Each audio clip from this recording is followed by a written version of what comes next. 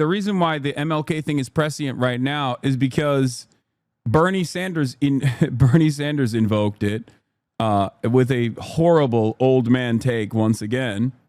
Let's see what he had to say. Yeah, here is Bernie Sanders. Dr. King defeated racist government officials and ended segregation through discipline, nonviolent resistance. Defeating Trumpism, oligarchy, and authoritarianism requires that same level of discipline. Violent protests are counterproductive and play right into Trump's playbook. Except this was the attitude demonstrated towards MLK from mainstream media at the time. I plan to lead another nonviolent march tomorrow. Bernie Sanders, who was literally there. I don't mean this as a joke, like, haha, he's old. He was literally there. Okay? Bernie Sanders, who was arrested. Like, not only was he literally there, he was arrested at a nonviolent protest that the media at the time considered to be a violent, disruptive protest, is now taking this position. It's like, bro, you were there. Like, here is Bernie Sanders arrested at the Chicago civil rights protest. On August 12, 1963, Bernie was charged with resisting arrest for his role in the Chicago protests against the use of Willis wagons. He was found guilty and paid a fine of $25. Also, notice the gear that the cops had at the time. Like, this guy has a lung dart in his mouth, bro, while he's arresting Bernard Sanders. What the hell is this take? Hold on. I'm gonna quote retweet this. We used to be a proper country. I know. Well, not so proper even back then, but like, the appropriate position to take in this circumstance is to say property damage is understandably a distraction. Property damage, or hyper focusing on property damage, is a distraction when real lives are at stake. Okay? Anyone who uses that as a reason to deploy the Marines, or anyone who hyper focuses that, is basically playing into Trump's hands more so than the people who are actually at those protests. Okay? You were literally there at the nonviolent protests that everyone considered to be violent and unpopular, so I have no idea what this statement does other than lead into the hysteria that gives Trump enough momentum to mobilize the Marines on U.S. soil illegally. It's extra crazy because Kamala Harris had a better take on this than Bernard did. Am I still going back out today? Yes. Not exactly sure where to go today, but I'm working on it currently. I can't believe Mamala, my queen. Mamala, my queen. How many activists and leaders were murdered and lynched for this guy to spout some dumb shit like this? Yeah, I don't. If you're angry at the protest, not the conditions that produced the protest, you lost the plot. Bernice King, who is the daughter of MLK Jr., says, as my father said, but it is not enough for me to stand before you tonight and condemn riots. It would be morally irresponsible for me to do that without at the same time condemning the contingent, intolerable conditions that exist in our society. These conditions are the things that cause individuals to feel that they have no other alternative than to engage in violent rebellions to get attention. And I must say tonight that a riot is the language of the unheard. And what is it America has failed to hear? It has failed to hear that the plight of the black poor has worsened over the last 12 or 15 years. It has failed to hear that the promises of freedom and justice have not been met. And it has failed to hear that large segments of white society are more concerned about tranquility and the status quo than about justice and humanity. What's crazy is, like, as I said, Bernard Sanders himself participated in these, and he got arrested for his participation. And those protests were damn near identical to the ones that you see today, with one exception: the response and the agitative initiatives from the cops. The response is far more severe, and the agitation from the cops is far more severe as well. The violence that we have normalized that come from the cops and the escalation that happens every single time from the cops is either comparable or even worse. They're more militarized. I mean, back then they used to do the water cannons and police dogs and obviously a bunch of horrible things as well. But the reason why I'm pointing to this is because, again, Freedom Riders, sit-ins, May 1961, 2 years before Bernie even joined the protest and got arrested. Do you approve or disapprove of what the Freedom Riders are doing? 22% approve, 61% disapprove. Do you think sit-ins at lunch counters and freedom buses and other demonstrations by black people will hurt or help the black people's chances of being integrated in the South? 28% say help, 57% say hurt. Here is more information from the March on Washington. What are your feelings about this proposed mass civil rights rally? 60% have an unfavorable opinion, 23% have a favorable opinion. Whites on demonstrations by black people on October 1966. All in all, do you feel the demonstrations by black people on civil rights have helped or hurt more in the advancement of black rights? 15% say helps, 85% say hurts. This is, of course, white respondents only. So the thing to consider here is that if you are trying to win over as many people as possible, like all these people, they say optics this, optics that. They don't understand that throughout history, optics have never mattered. Okay? Optics do not matter to many people because power never concedes without response. Power never concedes without retaliation. It doesn't work that way. It is the very fact that people are on the streets doing shit like this from time to time when the overwhelming majority of the protests are peaceful and the actual reason for the protests themselves are perfectly valid and moral. Okay, stopping ICE detentions in a sanctuary state, in a sanctuary city. The reason that these protests, this mass civil unrest is taking place is an indication that we do not have an adequate pressure valve. We do not have an adequate democratic pressure valve here because our leadership is not fighting for us. Our leadership has not been able to successfully abide by the previous promises that they had met to protect our own communities. In a place like California, in a place like Los Angeles, of course this kind of unrest is going to take place. This is the point I was making to Mason as well. This kind of collapse takes place when institutions fail to even create the notion of a social contract, when that is ripped apart unjustifiably, when people recognize it, when people understand that there is no semblance of justice here and only injustice, and that is becoming the norm, they get angry and they protest. And in the process of this protest, the most violent entity is always the police. The escalating factor is always the police. And the double standard here is so glaringly obvious.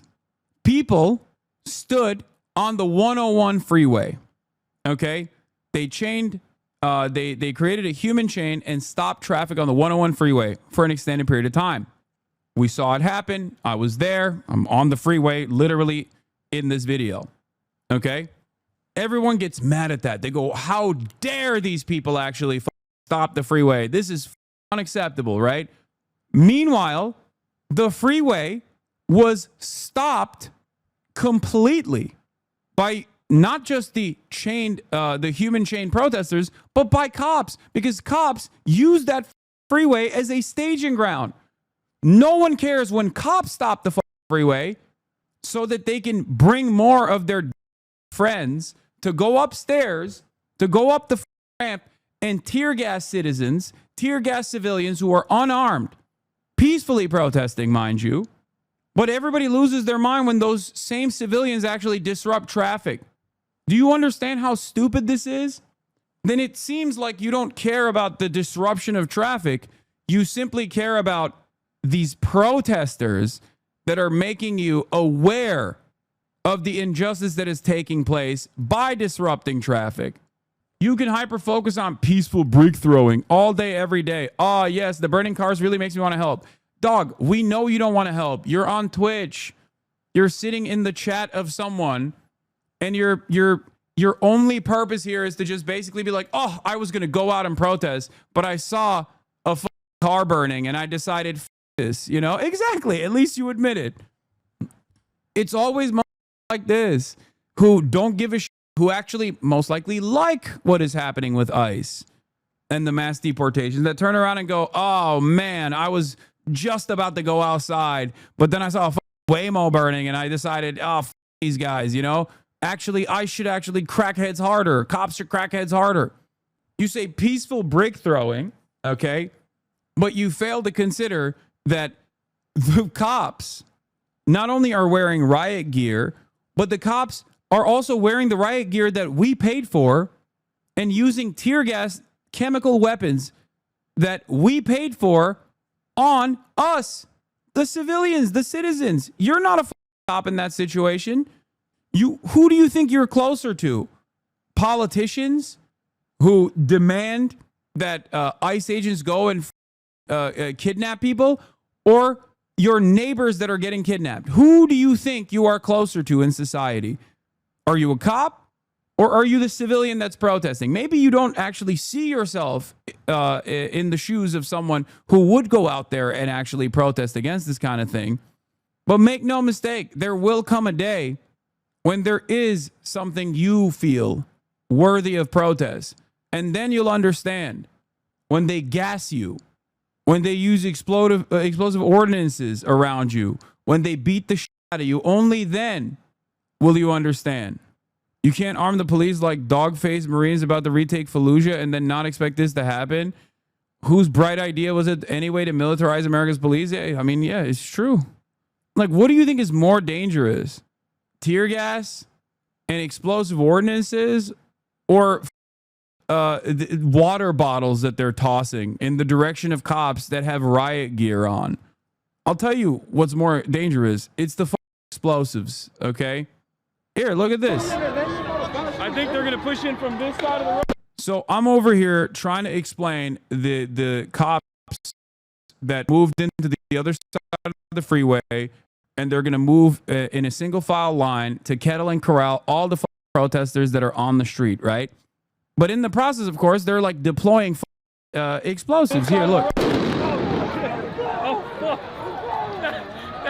My hair.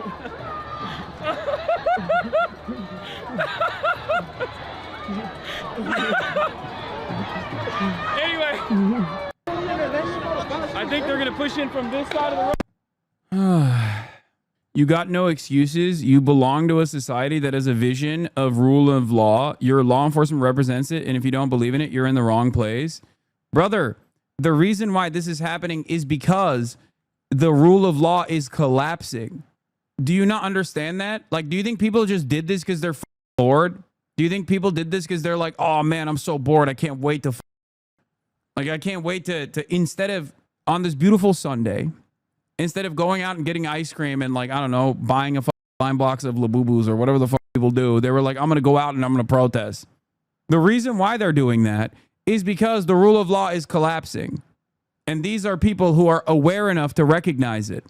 You, on the other hand, are not aware.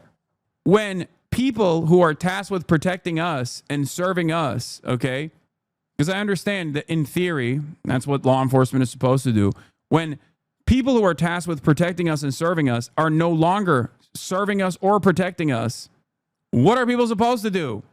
This argument, by the way, is the exact same argument that the white moderate placed during every tumultuous period, every instance of struggle, including the civil rights struggle.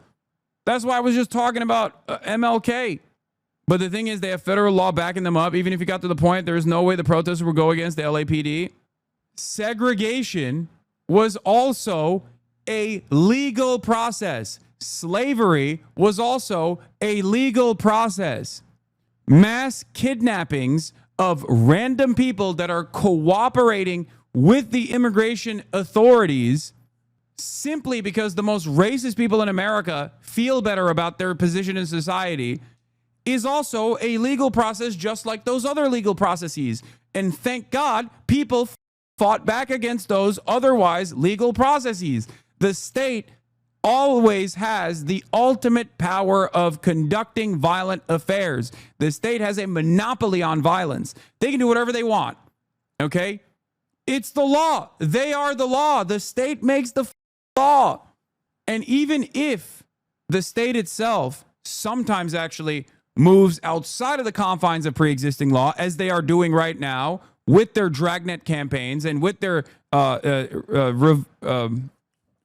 elimination of due process, tomorrow they can make that a legal part of the law. At which point you have to ask yourself, is this justifiable? Many people, myself included, understandably do not consider it justifiable, do not consider it moral. We consider it immoral. But you do realize that the way these protests are going will just result in the assault against federal officers instead of making a strong point. Yes, you're doing the thing. You're doing the same thing. Okay? My job here is to get you and anyone else that goes, ugh, I don't like the optics of what people are doing. Why don't they just say no?